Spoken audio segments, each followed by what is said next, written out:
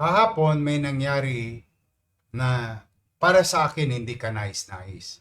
At marami mga netizen tinag ako. Kaya immediately kaninang umaga, nakita ko kaagad yung insidente.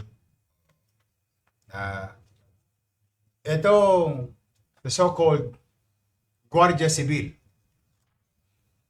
or mas tamang security guard under the direct supervision of Intramuros administration, whether it is a private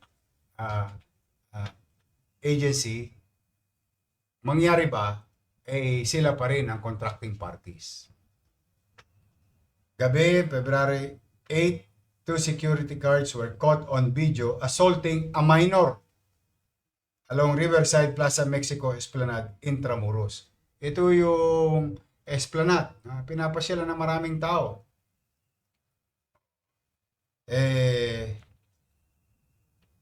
Ngayon po, gusto ko kayo i-update. Naaresto na po yung dalawang security guard at nandito rin yung pamilya na minor de edad na ngayon nasa ospital pa. Tawagin nyo nga si Lolo Jess at Janice Tita. Tita Janice o tita ng biktima na minor de edad. 17 years old yung kinulata. Dito na yung baka magpang-abot yan eh. Dito sila Lolo Jess. Lolo Jess, na po kayo sa Dito kayo. Janice, na kayo sa kanya. Immediately, I directed J. De La Puente of our Social Welfare of Manila to go and give assistance to the family.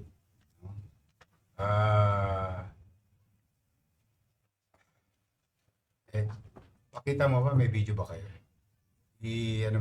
Para magkaroon ng konteksto yung mga manonood. Although nagba-viral na po to, sobra-sobra naman po talaga. Tingnan ninyo. Yung bata nakaputi,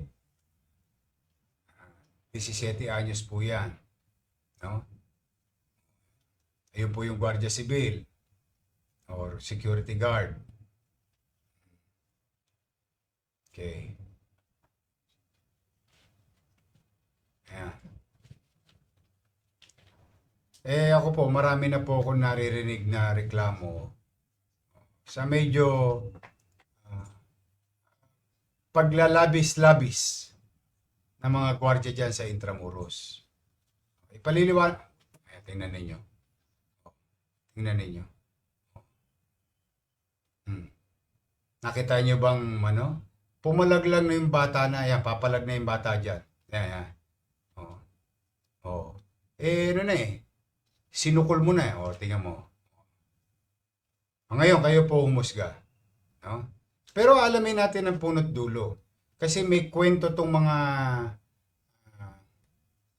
gwardiya na to na pabalang-balang. Wala ka nga kayo rito. Tawagin mo yung dalawang.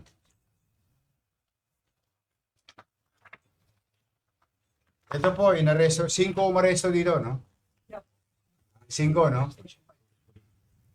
Kayo, Gapate. Okay. Ito po yung dalawang loko. Ito po, naka-uniforme pa kayo, Pare. Suspect Gilbert Mendez E. Pedemonte, 38 years old, taga Quezon City. Nilo Anob Amba, 28 anyos. Saan ka Tondo? Sino to si Nilo? Ikaw, saan ka sa atin? Sa Bilbao po. Sa Bilbao. Sila po ay under sa JSL. Sige, titingnan natin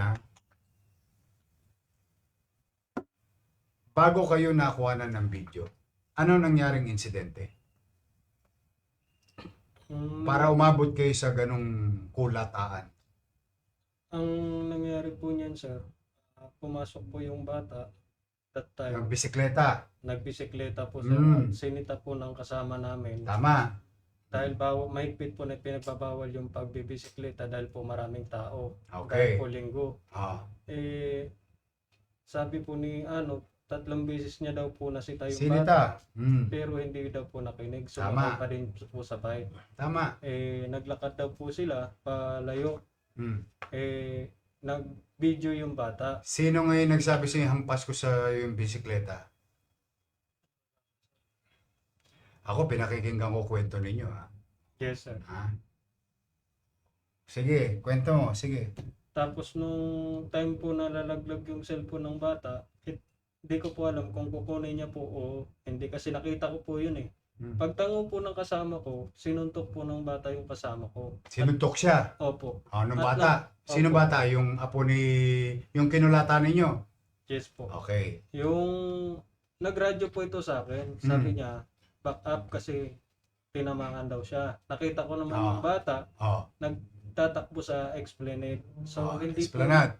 hindi po namin maabutan dahil nga po sa madaming tao. Mas iniisip pa po namin yung nila, yung safety pa kasi marami pong mga bata. Ang nangyari po, nung malapit ko na po yung mahawakan yung bata para ma-hold po sana. Ang nangyari po, pinalo po ako ng matigas na bagay po sa mukha kaya po nagkaroon po ko ng Okay. damage. Mm. Tapos ngayon po, nagkahabulan na po hanggang doon po sa likod ng tindahan. Mhm. Kaya doon na po siya na-hold dahil nga po, tinanong po siya ng babae na humaharang po sa kanya, bakit daw po namin hinahabol. Mhm. Tinatanong ko naman po yung bata kung bakit niya ako pinalo. I-hold ko lang po siya, Ah. bakit niya sinaktan yung kasama ko. Ah. Tapos ang nangyari po, nagsalita po yung bata na gusto ko pa daw makaisa ang palo sa kanya. Kaya doon na po ako naggalaiti na nasaktan ko po yung bata. Okay. Base sa kwento nyo, agitator yung bata. Let's just say tama kayo. Tama naman. Sige. Ibig sabihin, yung minor de edad, inagitate yung sitwasyon nyo. Which I don't know. How far is the truth on what you are saying? Diba? O ngayon, panoorin natin ngayon ito. Tingnan natin. Panoorin mo ulit. Papapanood mo. Ano mo. O, sige, di ba na, sabi mo, napalo ka na kanina. Yes. O, yan, o. O ngayon, ano ang use of force na ginagamit ng bata laban sa'yo? Ang isang minor de edad. At this situation, tingnan mo. That situation Sinuntok po, ka ba? Tingnan mo. Sinuntok ka ba? O. diyan po nag-attempt yung bata na nagsalita po siya na sasaktan niya po. Papaluin niya po. Kahit ano pa sinasabi. O, tingnan mo lang, tingnan mo. Hindi ako investigador, ha? Yes sir. O. Ikaw ba itong nasa kaliwa? Oo. Yes sir. Sino yun? Ako. Oh. Oh, eh sino naman to? Yan, sino yan? Sino yan? Ako yan sir. Oh. Oh. Oh. Oh. Oh. Ito po yan siya. Ang punto ko, di ba tagapag-ayos kayo, no? Yes po sir. Eh, tangan-tangan nyo na yung bata, ba't walang tumawag sa inyo ng pulis? May tourist police doon. May presinto. Yes po sir. Kasi Eh bakit nyo inilalagay sa sarili ninyo katulad ng mga nababalitaan ko sa nagdaan na para ba kayo ang mga siga at peace and order police do sa buong Intramuros? Yun, nababalitaan ko lang. Eto, nakumpirma na eh. Na kaya nyong ilagay sa kamay ninyo ang batas dahil kayo'y gwardya. Kaya may pulisyo. Eh, ano ba sinasabi sa inyo sa Intramuros? Ano ba ang bilin sa inyo? Ano trabaho nyo sa Intramuros? drive out sa mga illegal po. Okay? Panatiling kaligtasan ng mga Oh. visitors. Oh. Ano pa? Mambugbog tayo kapag may makulit na bata? Hindi po sir. Mahigpit po na pinagbabawal ng Intramuros po yan. Oh. Eh bakit niyo ginawa yun? Dahil lang Eh po kung mali na yung bata, di sana, no? Dahil minor de edad, lalo pa, eh ano ba na may tinawag niyo pulis? Hayaan niyo silang... Every yun ninyo yung skandalong ginagawa ninyo. Nagkakanda leche-leche tuloy ang Intramuros. Idayuhin ng tao yan. Hirap na hirap na nga buhatin ng Maynila. Imbes na ikaw yung argabyado, imbes na ikaw yung pwede magabol at papanagutin ng pamilya ng minor de edad. O civil man o ano man yan. I'm no lawyer. Eh nangyari, kayo pa ang agresor. Bakit nyo inilalagay sa sarili ninyo na kayo ang uusga? Kayo ang magpapasya? that time po talaga Mayor, nagawa ko lang po talaga yun dahil po sa bugso ng damdamin ko. Dahil Naintindihan ko kayo. Tanungin yung mga pulis ko. Sila binabato na ng tingga. Hanggat hindi sila binabato ng tingga, sabi ko sa kanila, huwag kayong puputok. Oh. Eh bakit kaya nilang gawin yan? Alam mo bakit? Kasi yun ang training nila.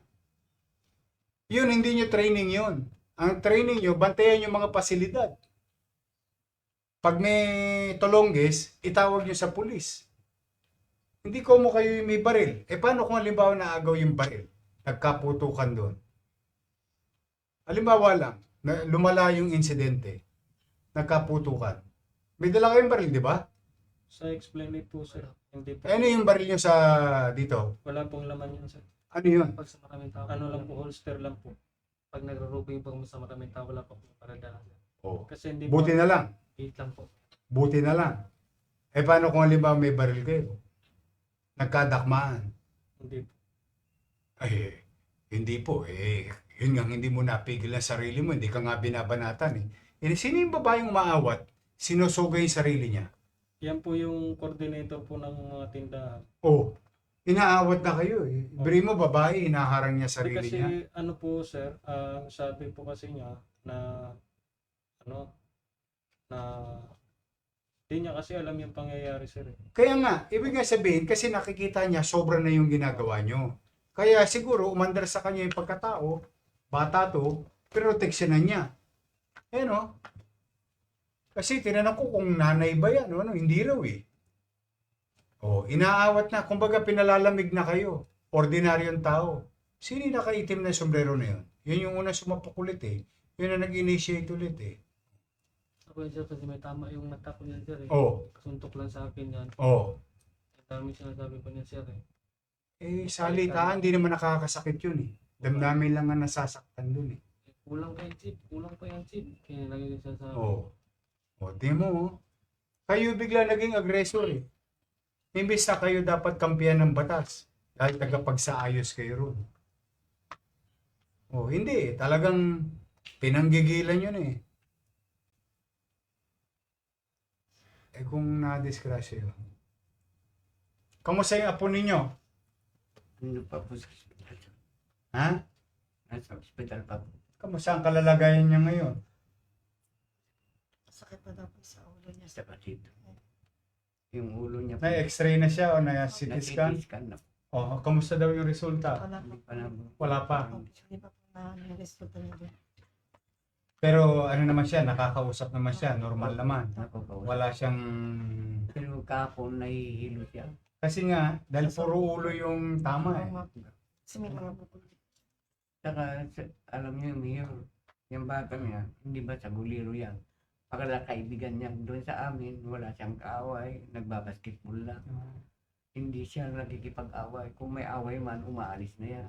Hindi pala away yan. Kaya nga sinasabi ko tayo, maaring tama yung kwento niya kung nasa una. Kasi wala naman tayo dun eh. No, sir.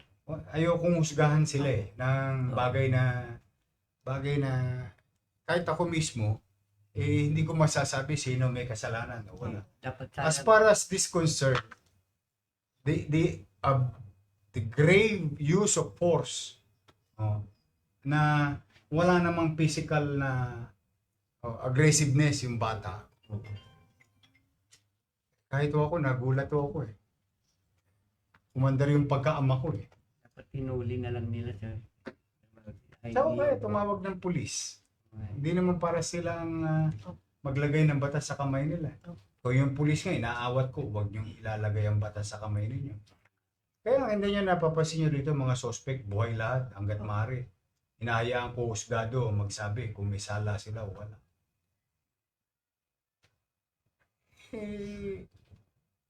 Binubuhay ng gobyerno yung lugar na pinagtatrabahuan ninyo. Patay na lugar na yan eh. Para kayong walang anak.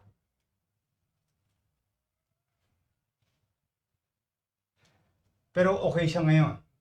Medyo okay na po dahil yun sa gamot na nilagay na Antibiotic. kasi pero kahapon May antibiotic po kasi. May Bakit nag-antibiotics? Meron po. Parang sugat. May sugat din po kasi siya. Ah, sa likod niya. iniinda niya yung Dito niya pa sa tagiliran niya. saka yung dito sa batok niya. Yung ulo may bukol dito sa ulo.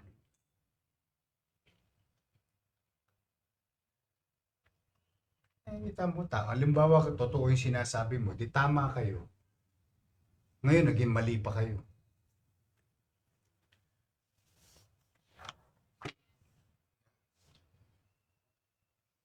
Hilig-hilig nyo pang makialam sa parking dun. Last week, nanggigigil na ako dyan eh. Hindi naman kayo gobyerno ng Maynila eh. Yes, administrador kayo ng Intramuros with regard to the buildings and the place.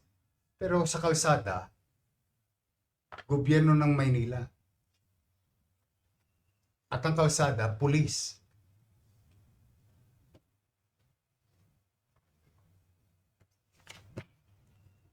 Ngayon, kung kayo yung multiplier force, ginagamit kayo ng PNP kaya kayo binibigyan ng lisensya as agency, multiplier force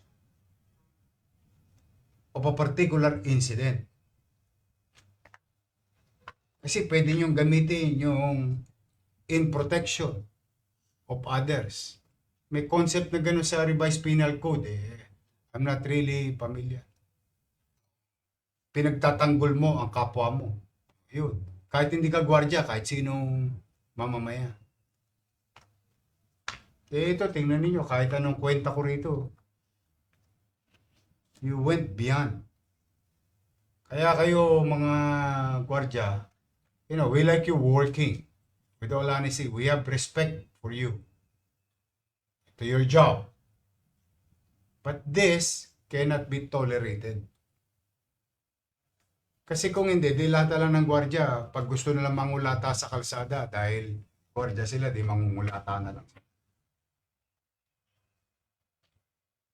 O paano ngayon yan? Ikaw, may pamilya ka? Ikaw, may pamilya ka? O kita nyo, indulto pa inabot ninyo. Di ba may training sa gwardiya? Yung, anong tawag dyan? Yung tolerance?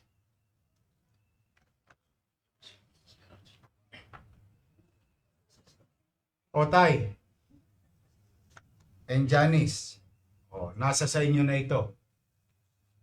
Ito yung mga suspect. I-inquesto ngayon, no? Tapos na. Na-inquest na.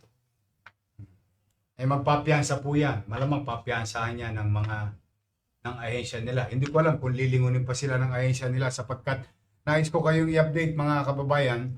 I was informed by the Chief of Staff that Intramuros Administrator Attorney Joanne is now reviewing for the cancellation of the contract of JSL as security agency. I was informed a few minutes ago. Ayan na pala. Sayang, wala akong kopya. Medyo. Hindi ko mabasa eh. May kopya ba kayo?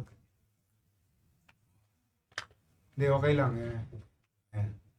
Yun, tama yun. Intramuros Administration. Ayan. Ayan. Okay na yan, ha? The Intramuros Administration, IA, reiterates its zero tolerance policy toward any form of violence. Exactly my point. misconduct or unprofessional behavior in the following altercation incident at the Pasig River Esplanade involving the personnel of its external, o yun ang sinasabi ko. O, ngayon, hindi ito IA employees. Hinire ng IA to provide services by JSL Security Group. The administration has immediately initiated an investigation to establish the circumstances surrounding the incident and directed the immediate relief from posts of the involved security personnel. IA will impose appropriate sanction and penalties against JSL Security Group and pursuant to the terms and conditions of its contract, including possible blacklisting of JSL. Yun malamang yun. The administration is firmly committed to maintain a safe, orderly, and welcoming environment. Exactly again. Yun nga yung purpose. Huwag kabahan ng tao, makaramdam ng kapanatagan habang binibisita ang Intramuros.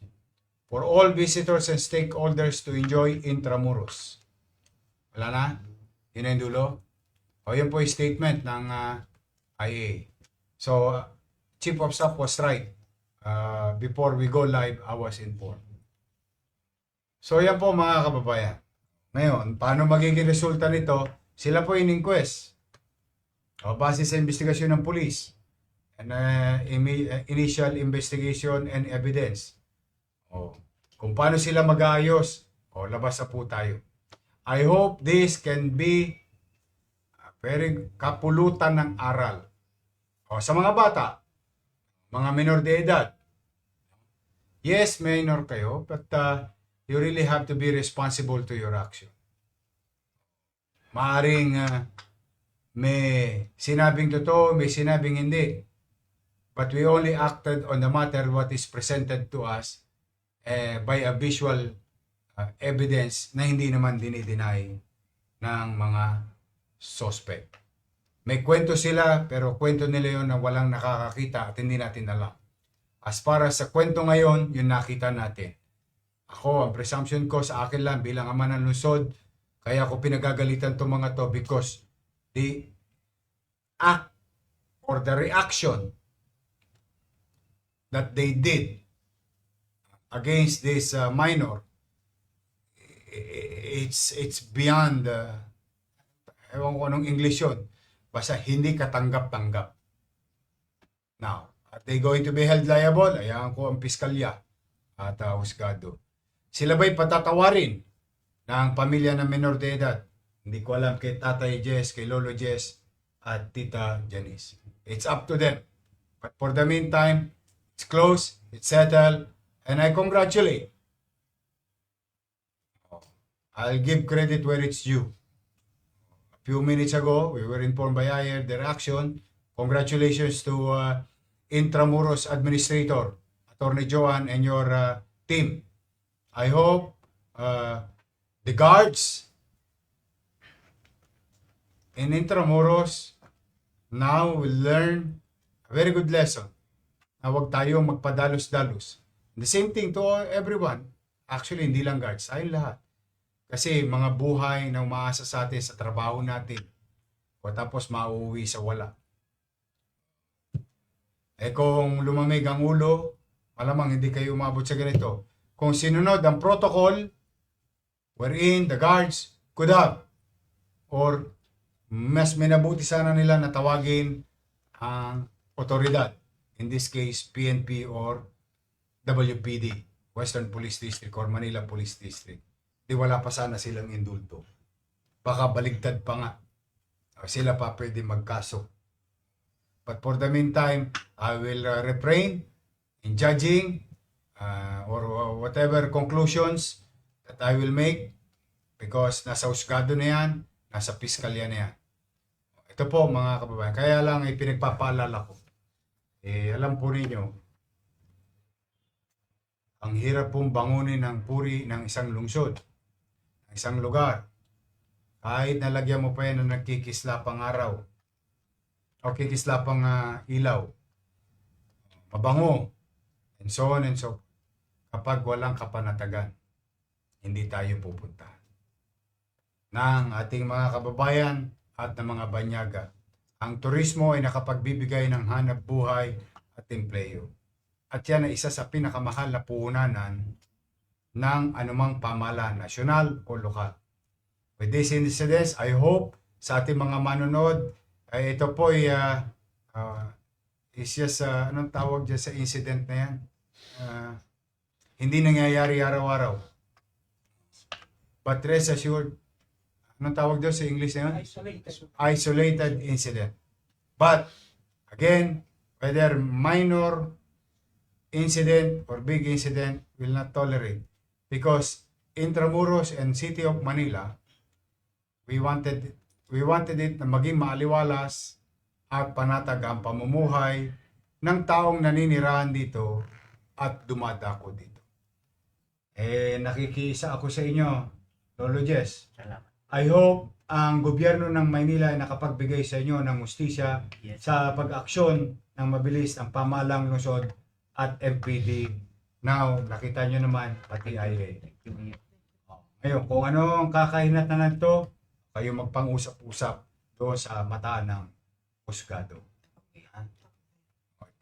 Kayo naman, mga nanonood ng mga gwardya, mahal po namin kayo. Salamat sa serbisyo ninyo.